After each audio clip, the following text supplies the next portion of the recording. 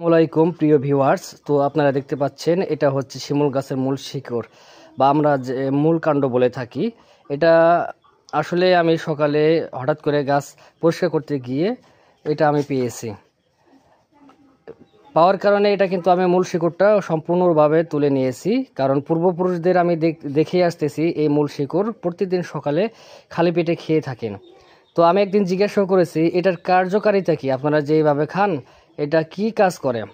তারা বলছে যে এটার কার্যকারিতা হিসেবে সাধারণত মানুষের যদি দৈহিক ক্যালসিয়ামের ঘাটতি ক্যালসিয়ামের ঘাটতি দেখা দেয়, সেক্ষেত্রে এই ক্যালসিয়ামের ঘাটতি সেটা পূরণ করে থাকে।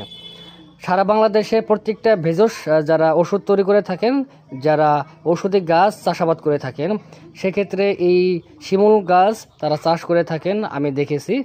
আপনারা এই যে দেখেন এইখানে পিচ্ছিল পিচ্ছিল পদার্থ আছে, এই পিচ্ছিল পদার্থটা আসলে ক্যালসিয়ামের ঘাটতি পূরণ করে থাকে। তো